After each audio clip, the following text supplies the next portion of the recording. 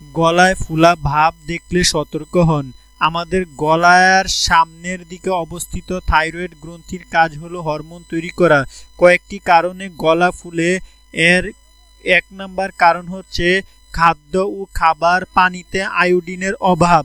২ autoimmune disease Hashimoto's thyroiditis. ৩ Graves disease. ৪ thyroid nodule toxic thyroid nodule. ৫ thyroid cancer. ৬ বয়ঃসন্ধিকাল এবং গর্ভাবস্থার মতো প্রাকৃতিক স্বাভাবিক অবস্থায়ও থাইরয়েডের আকার সামান্য বেড়ে যেতে পারে। ৭ প্রদাহজনিত কারণ। ৮ নির্দিষ্ট কিছু ঔষধ গ্রহণ, লিথিয়াম, অ্যামাইউডেরন এইসব। ৯ খাবারের কিছু কিছু উপাদান থাইরয়েড হরমোন তৈরি বাধাগ্রস্ত করে এবং এর ফলে গলগণ্ড হতে পারে। এর মধ্যে কিছু কিছু সবজি যেমন বাঁধাকপি, ফুলকপি, শালগম, ব্রোকলি, ব্রাসেলস স্প্রাউটস, কেল, কলার্ড গ্রিনস, বুক চয় এবং সয়া সমৃদ্ধ খাবার যেমন সয়া দুধ, সয়া সস, টুফু এইসব। তবে এগুলো পুষ্টিকর খাবার এবং স্বাভাবিক পরিমাণে, এমনকি প্রতিদিন খেলেও ক্ষতির আশঙ্কা নেই। তাছাড়া ভালোভাবে সিদ্ধ করে খেলে এর ক্ষতিকর উপাদান অনেক কমে যায়। তাই গলগণ্ড হলে এগুলো খাওয়া একেবারে বাদ দেওয়া বিজ্ঞানসম্মত নয়। ঝুঁকিতে কারা? গলা ফুলার ঝুঁকি হচ্ছে যাদের ১ নম্বর হচ্ছে যাদের বয়স ৪০ বছরের বেশি।